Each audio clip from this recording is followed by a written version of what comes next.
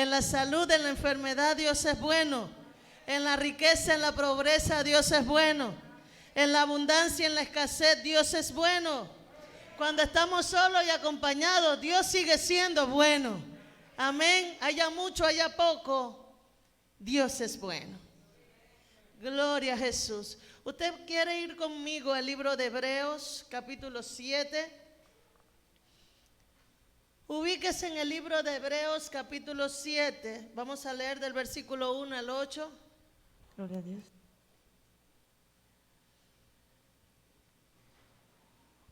Gloria a Jesús. Cuando usted lo tenga, por favor, dígame un amén, un gloria a Dios, un aleluya. Hebreos capítulo 7, versículo 1 al 8. Si usted ve a alguien que no tenga Biblia y quiere compartir, usted puede hacerlo también. ¿Estamos allí? He titulado el sermón de hoy, El pan de la discordia. Santo Dios. El pan de la discordia. He titulado el sermón de hoy. Dice así la poderosa palabra del Señor. Dice, este Melquisedec, rey de Salem, sacerdote del Altísimo Dios o del Dios Altísimo, salió a recibir a Abraham que volvía de la derrota de los reyes y lo bendijo. A él asimismo dio Abraham los diezmos de todo. Melquisedec significa primeramente rey de justicia y también rey de Salem, esto es rey de paz. Nada se sabe de su padre, ni de su madre, ni de sus antepasados, ni tampoco del principio y fin de su vida. Y así, a semejanza del Hijo de Dios, permanece sacerdote para siempre. No sé cuántos están siguiendo la lectura conmigo. Considerad pues cuán grande era este, a quien aún Abraham, el patriarca, dio diezmos del botín. Ciertamente los que de entre los hijos de Leví reciben el sacerdocio tienen mandamiento de tomar del pueblo los diezmos según la ley, es decir, de sus hermanos, aunque estos también sean descendientes de Abraham. Pero aquel cuya genealogía no es contada entre ellos, ¿entre quiénes? Entre ellos, entre los hebreos, tomó de Abraham los diezmos y bendijo al que tenía las promesas. Y sin discusión alguna, el menor es bendecido por el mayor. Y aquí ciertamente reciben los diezmos hombres mortales. Pero allí, ¿dónde allí? En ese momento que está narrando la porción bíblica, allí uno de quien se da testimonio de que vive. Yo quiero hablar en esta mañana del pan de la discordia. Y tú sabes, lo vamos a decir desde que partimos, desde que empezamos la enseñanza, la palabra hoy. El pan de la discordia, ¿sabe qué es, Nino? Los diezmos. Son los diezmos. Hay gente que está de acuerdo y hay otros que no están de acuerdo. Por eso se llama el pan de la discordia, porque es el pan que genera pleito muchas veces entre los que están adentro con los que están adentro, y entre los que están adentro con los que están afuera, y entre los que están afuera con los que están afuera. No sé si me estoy explicando cuando hablo. Entonces, yo creo, yo nunca, en los 16 años que tenemos de estar aquí, yo creo que yo he predicado de los diezmos. Nunca he predicado. Pero Dios me inquietó. Y yo voy a hablar de los diezmos hoy. Voy a hablar de los diezmos porque considero... Oye, estoy usando lentes. Ya estoy igual que Nino. Ay, Dios mío. Porque considero que esto también es un tema de reino. ¿Cuántos dicen amén conmigo? Esto es como hablar de la mentira, como hablar de la verdad, como hablar del congregarse, como hablar de la oración. Los diezmos es como hablar de cualquier tema que tenga que ver con el reino de Dios. ¿Cuántos dicen amén? Así que es necesario que muchas veces o algunas veces tomemos tiempo en la casa del Señor para hablar acerca de este tema. ¿Por qué? Porque hay quienes necesitan luz en cuanto a esta temática.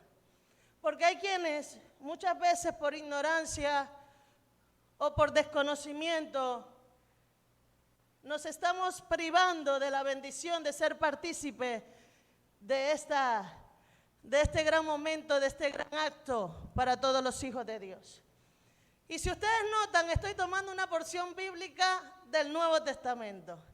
Estoy partiendo del libro de los Hebreos. Hablemos un poquito de la carta a los Hebreos. La carta a los Hebreos es una carta que fue dirigida a los cristianos que venían del judaísmo, que venían del pueblo de la religión judaica. Es una carta dirigida a los nuevos cristianos del pueblo hebreo, enfocada en resaltar la superioridad de Jesucristo por encima de cualquier concepto, de cualquier enseñanza previa a la que habían recibido en aquel momento. El escritor a los hebreos lo que quiere es resaltarle a cada uno de los lectores, que en este caso el destinatario era el pueblo judío, quería resaltar que Cristo es por sobre todas las cosas. ¿Cuántos están conmigo? Y ese mismo propósito quiero resaltar hoy en esta mañana, que Jesucristo es por todo y sobre todo y para todo. Cuando nosotros leemos el capítulo 7 del libro de Hebreos, vemos a un hombre que aparece, un sumo sacerdote llamado Melquisedec, que jamás había tenido una participación en la historia bíblica hasta este momento, que hace referencia el escritor de los Hebreos a lo que ocurrió en Génesis capítulo 14, cuando Abraham, después de haber liberado a su sobrino y haber derrotado a sus enemigos, recibe todo ese botín. Y dice que se encuentra y va con el sumo sacerdote llamado Melquisedec, que ese nombre creen los eruditos, los estudiosos de la palabra, que solo apareció para ese momento específico y nunca más lo viste como Melquisedec en la historia antigua. Hay quienes afirman, e incluso el mismo escritor del libro de los Hebreos lo compara o lo asemeja o lo relaciona con la persona del Hijo de Dios, Jesucristo mismo. ¿Sí? Y cuando hablamos de Melquisedec, estamos hablando, hágase la idea de que estamos hablando del Hijo de Dios. ¿Están conmigo? Y dice la palabra que cuando, vamos por parte, dice que cuando el sacerdote salió a recibir, ¿a quién salió a recibir? A Abraham. Salió a recibir lo que volvía de la derrota, pero llama mi atención que la explicación cuando da un significado al nombre de aquel sumo sacerdote tiene dos significados. Dice que significa rey de justicia y también significa rey de Salem o rey de paz, dándome a entender que lo que está pasando en esta porción bíblica, lo que Dios quiere resaltar a través del escritor del libro de los Hebreos, es que el acto, lo que iba a pasar en ese momento, era un acto de justicia y también era un acto de paz. Y me preocupa porque en este tiempo, Raquelita, cuando vamos a efectuar este acto de presentar delante de Jesucristo nuestros diezmos, en lugar de ser un acto de paz o un acto de justicia, muchas veces se vuelve en una tortura. Se convierte en una tortura antes de traerlo a los pies del Señor. En el proceso cuando lo traigo y después que lo dejo, hay quienes se van lamentándose. Es una cosa de loco, ¿no, Nino? Pero la Biblia me enseña que cuando se refiere, oye, porque hay muchas maneras de referirse a Jesucristo a lo largo de la historia bíblica. La Biblia se refiere a Jesús como el ángel de Jehová, como predicaba Nino. Fuiste tú que mencionaste eso el viernes, ¿verdad? U otros nombres. Pero en este momento se refiere a Jesús como Melquisedec. ¿Y por qué? ¿Pero por qué? ¿Tú crees que hay casualidades aquí? Yo no creo que nada de lo que hay en la palabra del Señor sea casual.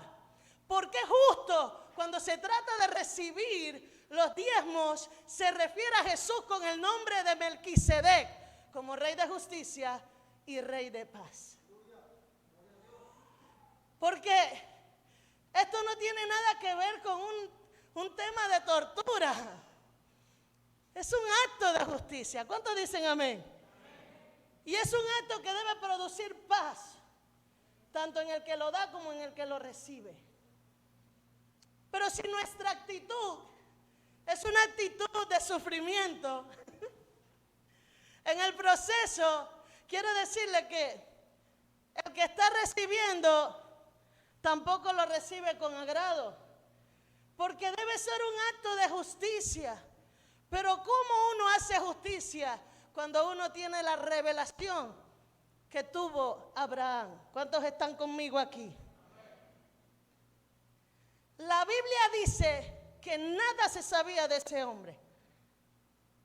¿Cómo? ¿Cómo fue que Abraham llegó allá? ¿Cómo fue que Abraham, a un perfecto desconocido, decide darle el 10% de todos sus bienes? Esto no puede ser una cosa fortuita, no, señor. Sí, hermano, cuando se trata de plata, esto es un problema. Pero Abraham, a un desconocido, le va a visitar y le entrega el 10% de todo su botín. Y dice la palabra, vamos avanzando, que no se conocía nada de este hombre, pero permanece sacerdote para siempre. Significa, amados míos, que ese sacerdote al cual Abraham se le presentó hace no sé cuántos miles de años atrás, sigue estando vivo en este tiempo, ahora y para siempre. ¿Cuántos dicen amén? Así que este no es otro que mi Señor Jesucristo.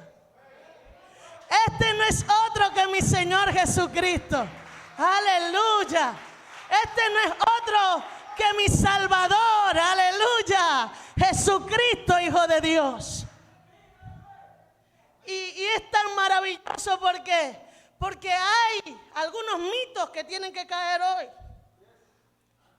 Hay algunos mitos que tienen que caer en esta mañana, y uno de esos mitos es que dice que los diezmos son del Antiguo Testamento. ¿Alguien dice eso por ahí?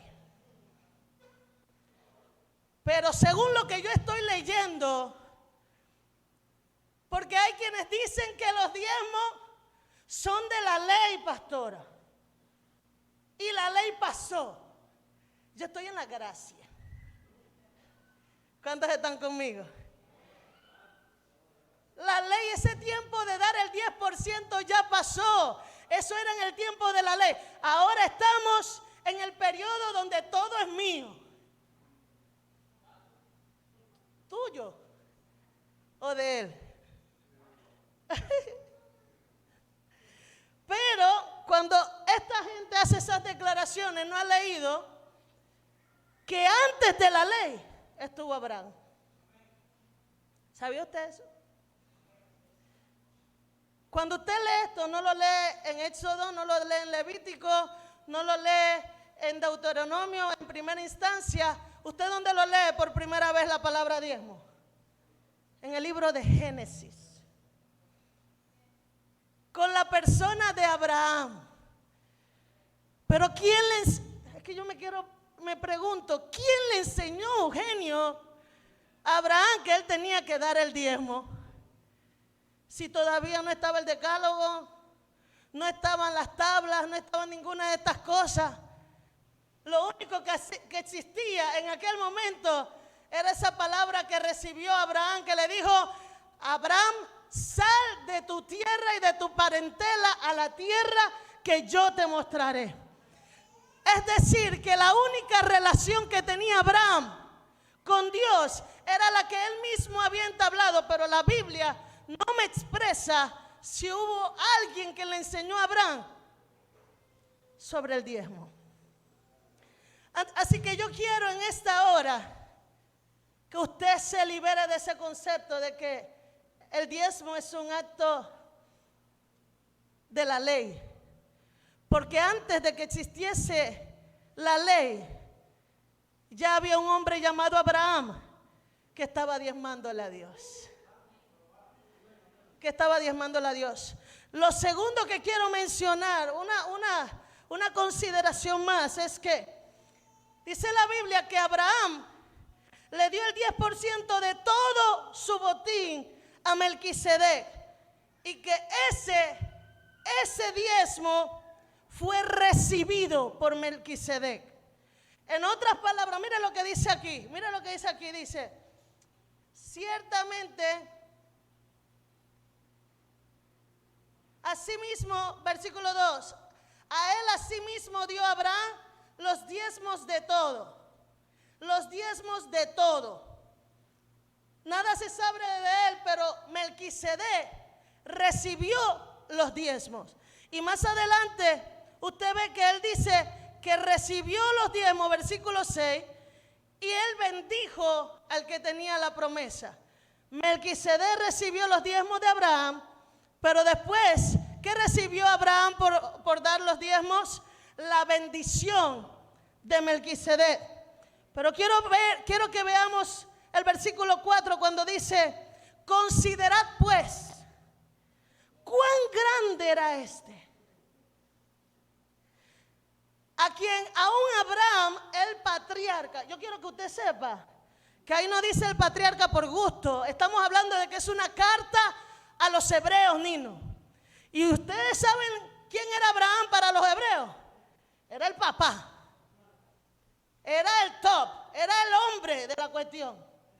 Entonces el escritor le dice: considera cuán grande era este. O sea, cuán superior era este. ¿En qué posición estaba este?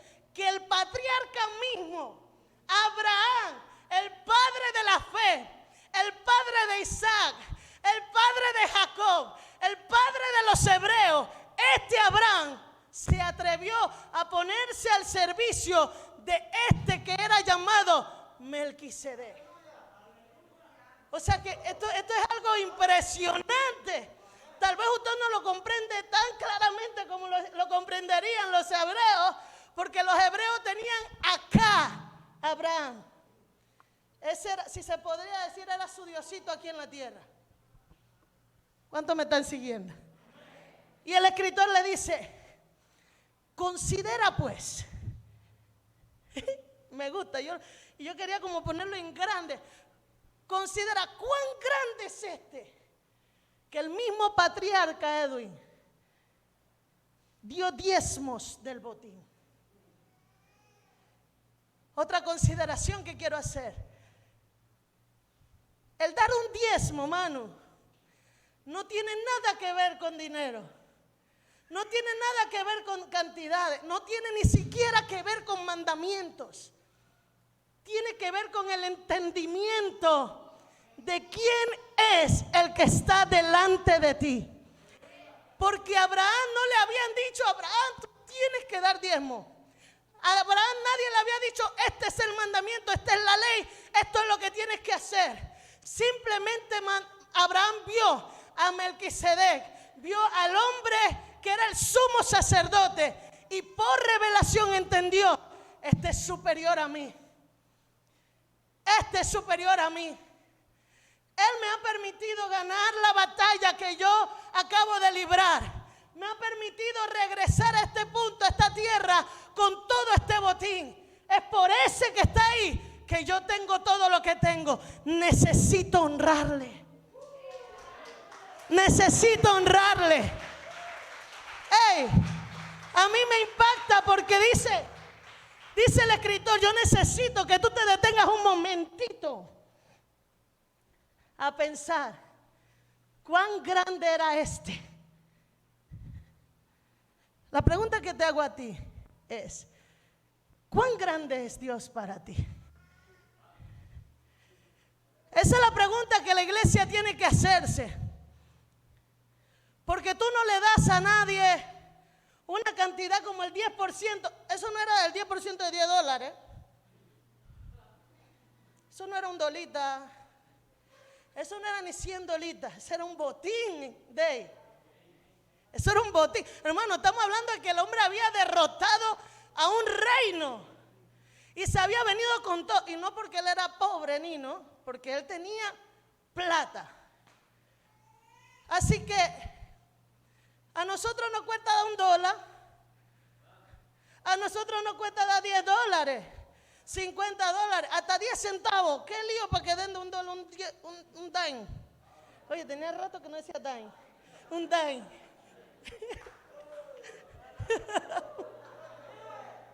Oye, no decía dime de hace rato, Oti. Los dime no existen. ¿Qué pasa? Es que así nosotros hablamos en Colón. Ustedes me están cambiando. Yo voy a volver a mi tierra.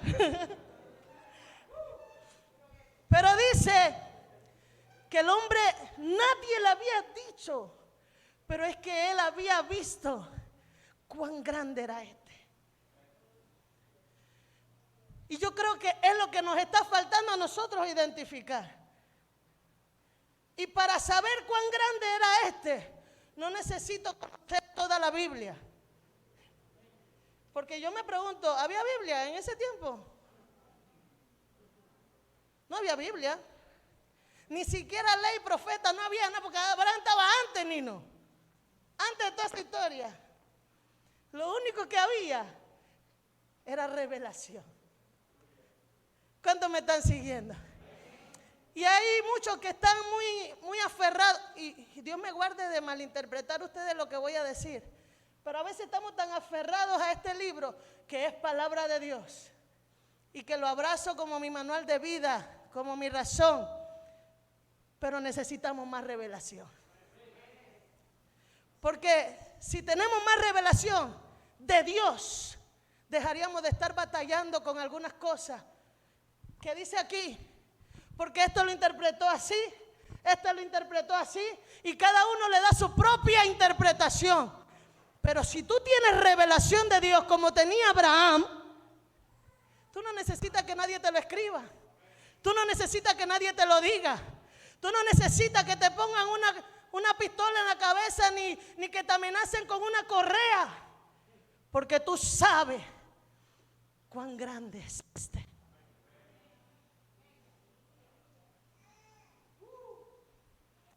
Pero se están peleando el pan del diezmo, si es o no es de Dios.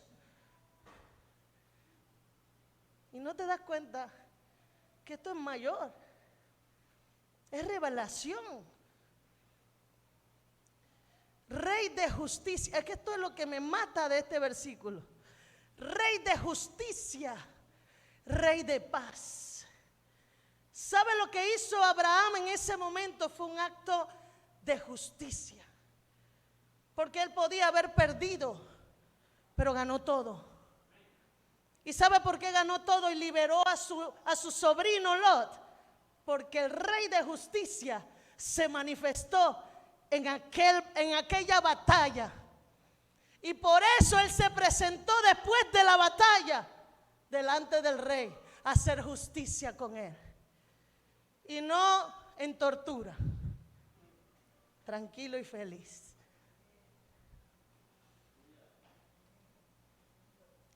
Considerad, le dice el escritor a los hebreos, si el mismísimo patriarca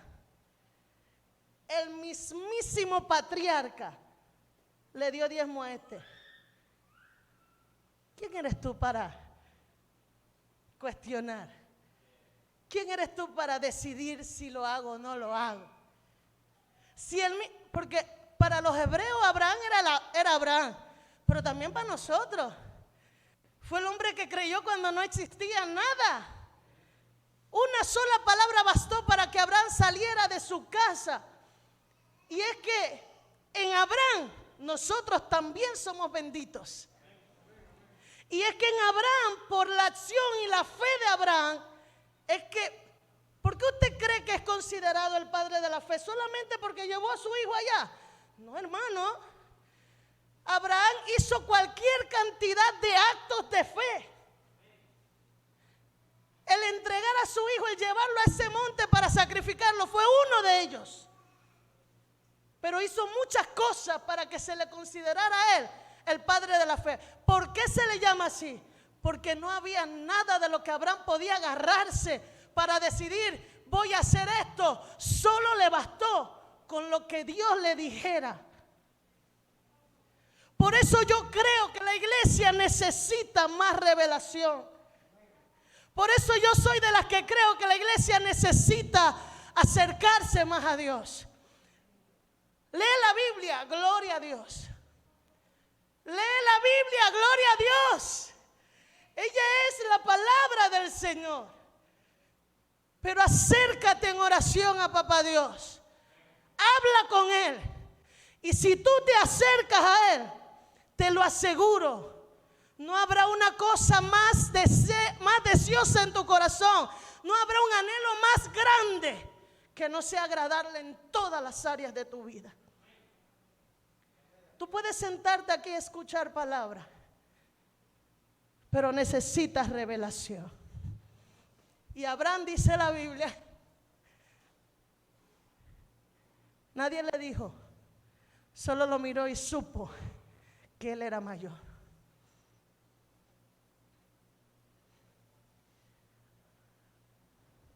Ciertamente, versículo 5, los que de entre los hijos de Leví reciben el sacerdocio, porque antes no había sacerdotes. ¿Usted está claro? O sea, si usted se ubica en la historia, no había sacerdote con Abraham. ¿Quién le dijo a él que era el sumo sacerdote? O sea, entienda que lo que está pasando con Abraham fue un acto sobrenatural. No había sacerdotes, pero dice, ciertamente los que de entre los hijos de Leví reciben el sacerdocio, tienen el mandamiento de tomar del pueblo los diezmos según la ley. Usted sabe, ¿puedo decir esto? Me atrevo a decir esto. Lo voy a decir y usted condéname si quiere. Pero a mí me parece que la fórmula de los diezmos la aprendió Dios de Abraham. Porque estoy hablando locura. Porque no había. ¿Cuándo se estableció los diezmos, Nino? Después. ¿Y quién lo estableció? Dios. ¿Pero a quién se lo vio primero? Abraham. Esto es una cosa de loco. O sea que hay cosas que Dios te va a ver a ti haciendo y que de pronto Dios las emule más adelante, porque le gusta lo que estás haciendo. A Dios le gustó lo que hizo Abraham y lo implementó en su pueblo Israel. Oye, es una locura. Usted puede creerlo si quiere, si no, no. Pero es lo que yo discierno de la palabra, de lo que estoy leyendo. Porque si Abraham fue primero que Leví, porque ¿de quién es hijo Leví? ¿Ni no? Leví es hijo de Jacob. ¿Y de quién es hijo Jacob? De Isaac, ¿verdad? ¿Y de quién es hijo Isaac? De Abraham. O sea que, si cuando se estableció los diezmos, fue en el tiempo, en la cuarta generación de Abraham, entonces ¿a quién le vio Dios los diezmos? Esta fórmula, esta metodología del reino de cómo bendecir a su pueblo, se lo vio. Esto me gustó. Esto me gustó. Lo voy a explicar aquí. lo voy a implementar con mi pueblo. ¿Y sabe lo que pasó? Que así como Dios bendijo a Abraham, así como Melquisedec bendijo a Abraham por el acto de diezmar, de traer delante de Melquisedec su diezmo, Dios estableció la ruta de la bendición para su pueblo. Y le dijo al pueblo: ahora, todos los diezmos se lo van a traer a los sacerdotes. Y yo no tengo tiempo para explicarles todo eso. Pero lo que quiero decirle, amado mío, es que esto es una cosa de loco. Tienen el mandamiento, dice el versículo, de tomar del pueblo los diezmos, según la ley. Es decir, de sus hermanos, aunque estos también sean descendientes de Abraham. Pero aquel cuya genealogía no es contada de entre ellos, tomó de Abraham los diezmos y bendijo al que tenía las promesas. Yo no sé si usted está comprendiendo la profundidad de este escrito, porque la gente se aferra al tema de que la ley, que la ley, que la ley, que la ley. Pero el escritor de Hebreos dice: mira, ciertamente los levitas trabajaron eso así, pero lo trabajaron ¿por quién? Por orden de Dios mismo, ok. Pero lo que pasó con Abraham, le está diciendo el escritor, es algo totalmente superior. Porque este que está recibiendo los diezmos no es un sacerdote cualquiera. No es de entre la genealogía de ellos. ¿Sabe por qué no es? Porque de este Melquisedec del que habla las escrituras no tiene principio, no tiene fin. Nadie sabe dónde nació ni dónde murió. ¿Por qué? Porque están hablando de nuestro Salvador. Y este dice, tomó de Abraham los diezmos. ¿Qué te está diciendo a ti? Que Dios también está tomando tus diezmos. Porque tú estás pensando, esto es un tema de leyes, esto es un tema de decálogo. Esto no es un tema de nada de eso. Es un tema de revelación. Jesús no era parte del sacerdocio de aquellos tiempos. Es nuestro Señor. Y algo que debes considerar cuando tú diezmas es que tú no le estás trayendo esto a ningún sacerdote humano. Se lo estás trayendo a tu Salvador como un acto de justicia. Repito, como un acto de justicia. La gente dice dentro de sí: mira, es que esto es un tema, mira, es la forma en que Dios estableció para que haya alimento en la casa del Señor. Es el mecanismo. Mira, cuando tú traes tu diezmo, no se lo traes al pastor. El pastor administra los fondos que hay en esta iglesia, pero todo lo que tú das, todo lo que yo doy, se lo doy a mi Señor. A mi Señor. Y si después el pastor, la pastora, los líderes, los que sean que estén a cargo de la administración de esos dineros, esos bienes, hacen estragos, ellos y Dios. Pero cuando yo doy, le doy a mi Señor como un acto de justicia, porque Él me dio primero. ¿Cuántos dicen amén? Alguien que le aplauda al Salvador, aleluya.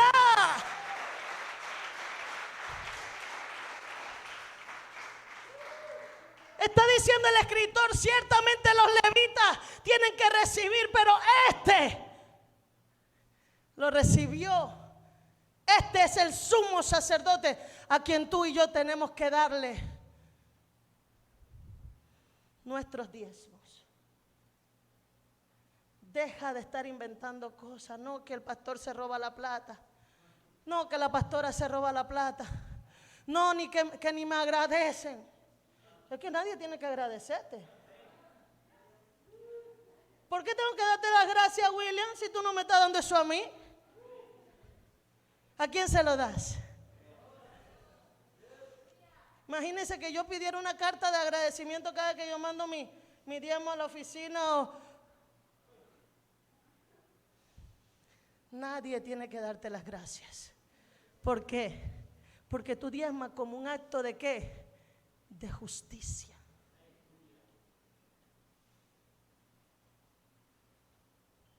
Creo que lo estoy haciendo bien.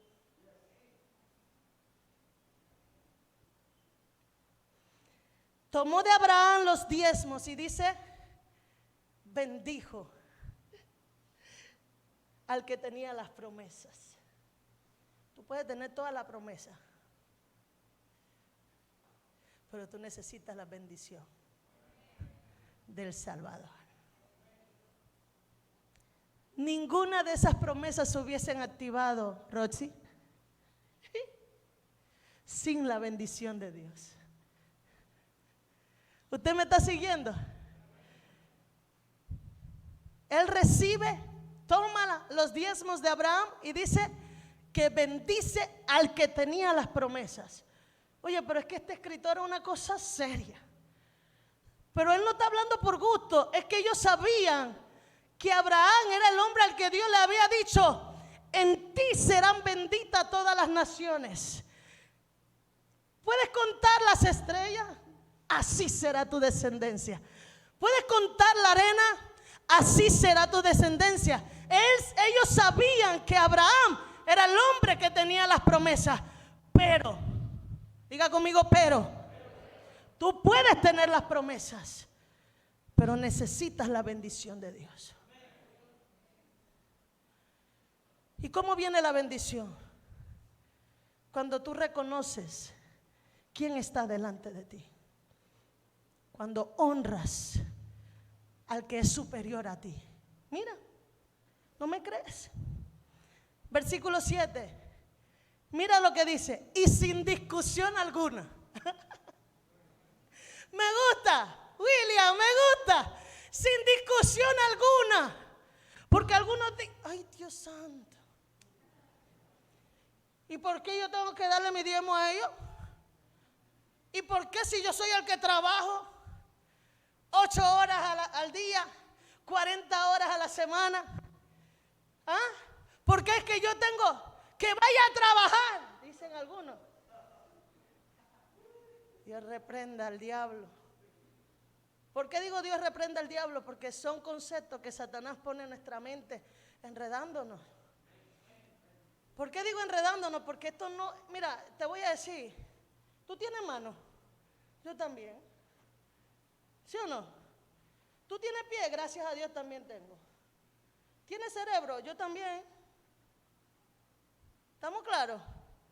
Lo que tú puedes hacer, yo lo puedo hacer también.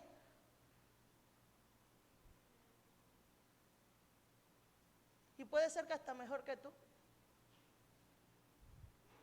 Porque esa es la verdad. Así que tú no me das nada a mí. Y yo cuando diezmo no te doy nada a ti. Porque yo puedo decir esto, pero yo no le puedo decir esto a Dios. De que yo puedo hacer las cosas que tú haces. Yo no puedo hacer lo que Él hace. ¿Puedo añadir yo una hebra a mi cabello o un codo a mi estatura? Dice la Biblia que no puedo. No puedo, ¿no? ¿Puedo yo evitar morir? No puedo. ¿Puedo yo soplar aliento de vida sobre ti? No puedo. Le debo todo. ¿Cuántos me están siguiendo? Le debo todo. Así que lo que Él sea que me pida, y aunque no me lo pida, se lo doy. Se lo doy. Y por eso quiero que entiendas lo que entendió Abraham por revelación, porque nadie se lo dijo. Lo entendió por revelación. Por eso dice, y sin discusión alguna, el menor es bendecido por el mayor. El menor, ¿quién era el menor? El patriarca. No era cualquiera de entre los hebreos, era el patriarca. Pero en ese momento estaba delante de Jesús. En ese momento estaba delante del Rey de toda justicia. En ese momento estaba delante de aquel que no es contado entre la genealogía hebraica. En ese momento estaba delante del mayor. Y por eso entendió, necesito tu bendición.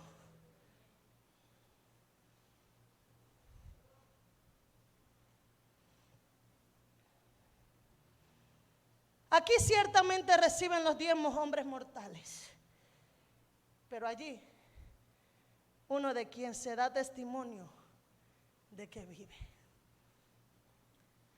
En ese momento histórico estaba en persona, porque no estaba viendo una imagen, él estaba viendo una persona.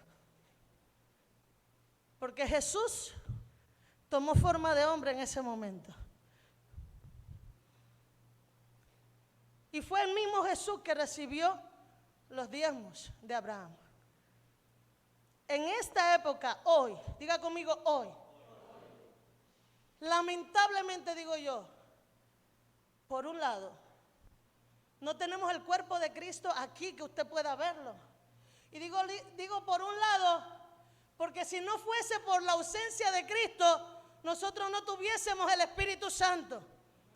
Y Jesús, si estaba con Oti, no iba a poder estar con Milexi, porque su cuerpo, su materia, lo limitaría a estar en un solo lugar específicamente.